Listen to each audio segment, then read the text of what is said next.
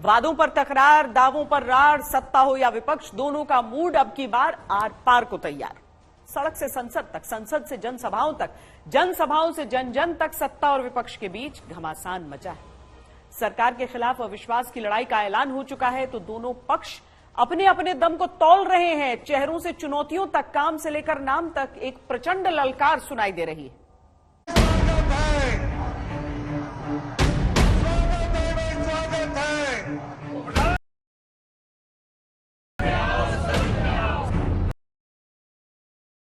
भ्रष्टाचारियों और परिवारवादियों ने अपनी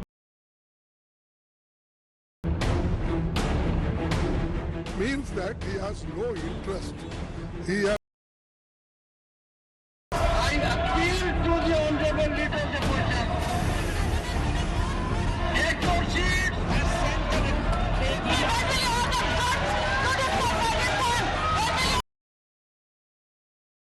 हमारे प्रधानमंत्री को 2024 में कैसे वापस आएंगे इसकी चिंता होना अच्छी बात नहीं है। नंबर हमारे साथ नहीं है, लेकिन मॉरल मेजॉरिटी हमारे साथ। सारा सदन आपने दिया नो कॉन्फिडेंस तो उसको स्वीकार कर लिया। अब हम क्या करें? काम चलेगा और चलना चाहिए। मांग वही की वही है कि प्रधानमंत्री को बोलना पड़ेगा राज्यसभा में भी, और हम कोई शॉर्ट डिस्कशन नहीं, हम 267 में डिस्कशन चाहते हैं। और ये मसला पूछ के भाग देने वाले लोग हैं, मुंह छुपाने वाले लोग हैं, ये कौन लोग हैं? श्रेष्ठ परंपराएं रही है। बारिश की फुहारें गर्मी कम करती हैं, लेकिन सत्र अगर सियासी हो, मॉनसून में भी शोले बरसाए जा सकते हैं। 2024 के चुनावी अग्निपथ पर पार्टियों ने पैर रख दिए हैं। गठबंधनों की गांठें मजबूत हो चुकी हैं। अब बारी दम को परख कर खम ठोकने की है। नो कॉन्फिडेंस दिया है तो अब लोगों के कॉन्फिडेंस माननीय नरेंद्र मोदी जी के ऊपर, भारतीय जनता पार्टी के ऊपर ही है, और जो होगा हम अभी चर्चा करके हम डिसाइड करेंगे। मेरा बाइक अचानक बंद करना ये मेरा प्रिविलेज है। अब उसको प्रिविलेज को धक्का, मेरा अपमान हुआ है। मेरे रेस्पेक्ट को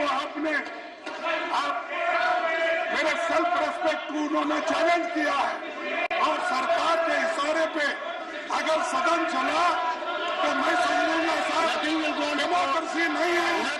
भारत के इतिहास में हमें पहली बार एक ऐसा प्रधानमंत्री मिल रहा है जब देश के किसी कोने में आग लगी हुई है तो वो देश के राजधानी में अपने ही भाषण में मग्न हो चुके हैं। प्रधानमंत्री जी की जो सोच है देश को आगे बढ़ाने की, वो इतनी आगे की सोचते हैं कि जैसे अभी 2047 तक का विकसित भारत बनाने का सपना सोचा है, क्या वो रोकना चाहते हैं क्या काले कपड़े पहन करके? जंग छिड़ी है इंडिया और क्विट इंडिया के बीच, जंग छिड़ी है नीति और नियत के बीच, जंग छिड़ी है काम और नाम के बीच। महात्मा गांधी ने नारा दिया था, क्विट इंडिया, अंग्रेजों इंडिया छोड़ो, अंग्रेजों इंडिया छोड़ो। और अंग्रेजों को देश छोड़कर जाना पड़ा था। जैसे गांधी जी ने क्विट इंडिया का मंत्र दिया था, वैसे ही आज का मंत्र है भ्रष्टाचार क्विट इंडिया, भ्रष्टाचार छोड़ो इंडिया, परिवारवाद क्विट इंडिया। अब इंडिया बनने के बाद अगर सही दिशा मिली है तो इंडिया बनने के बाद और घबराहट में आप जो बयान दे रहे हैं वो आपकी मानसिक स्थिति दर्शाता है। हमने झुकना नहीं सीखा। जिस ईस्ट इंडिया कंपनी की बात कर रहे हैं उसके खिलाफ 1942 में अंग्रेजों भारत छोड़ो का नारा कांग्रेस में महात्मा गांधी के नेतृत्व में दिया गया। जंग के मोर्चों में एक मोर्चा खुला है संसद के अंदर, जहां सरकार को अविश्वास प्रस्ताव की चुनौती मिली है। बुद्धिहीन दिशाहीन विपक्ष है। पता है कि उन्होंने जब उसको प्रस्ताव दिया 10 दिन लगता है उस प्रक्रिया को।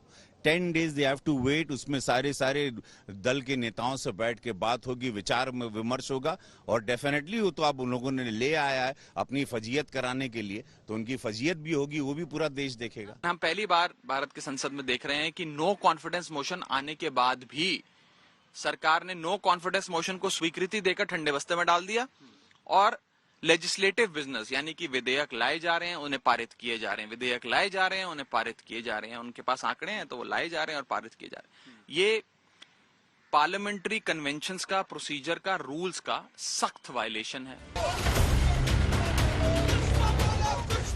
दूसरा मोर्चा खुला है संसद के बाहर, जहां प्रधानमंत्री मोदी विपक्ष के तूफानी वार के बीच एनडीए के जहाज को खेने में जुटे। अरे भाई आप सब लेके आइए ना, चर्चा तो कराइए ना, चर्चा से क्यों भागते हैं? अविश्वास प्रस्ताव भी लाएंगे तो चर्चा करनी पड़ेगी ना, वो तो उसकी भी तो पराजय निश्चित है, लेकिन चर्चा तो करो ताकि हम भी तो कहें बात निकलेगी तो बहुत दूर तक जाएगी। 24 का जो चुनाव बहुत नजदीक आ गया, इसकी तैयारी हो रही है। भाजपा एक तरफ और इंडिया, जो इंडिया बना है, इंडिया वर्सेस भाजपा। तीसरा मोर्चा है जनता के बीच संवेदनाओं का। मणिपुर से बंगाल, बंगाल से बिहार, बिहार से राजस्थान, नेताओं के बीच एनडीए और इंडिया के बैनर तले युद्ध के उद्घोष सुनाई दे रहे हैं। माननीय प्रधानमंत्री जी यहाँ आकर अपनी बात नहीं रख रहे हैं और मणिपुर जैसे गंभीर मुद्दे पर आखिर वो क्यों नहीं आकर बात रख रहे हैं, यही बहुत हैरानी करने वाली बात है। हम चाहते हैं नॉर्मलसी एंड पीस रेस्टोर हो जाए और प्रधानमंत्री इधर एक शब्द भी नहीं बोलते, सदन में भी नहीं आते, हम लोगों को इसका मणिपुर के ऊपर डिस्कशन भी नहीं अलाउ करते, तो ये हमारी शर्म की बात है।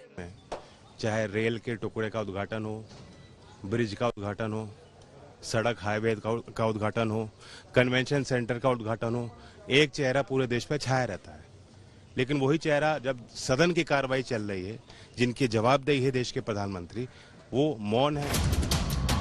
लोकसभा में विपक्षी गठबंधन इंडिया सत्ता पक्ष के एनडीए के सामने आधी भी शक्ति नहीं रखता, लेकिन अविश्वास प्रस्ताव की मंजूरी मिल चुकी है। दोनों तरफ से हुंकार है, देख लेंगे। You know, Mr. Modi, we've got you just where we wanted you to be. We wanted you to react. We wanted you to be negative. And you're doing just that. And we'll carry on spreading the word. India, जीतेगा Bharat. Brand Modi की ललकार है, विपक्षी brand India पर नाम बदलने से क्या बदल जाएगा?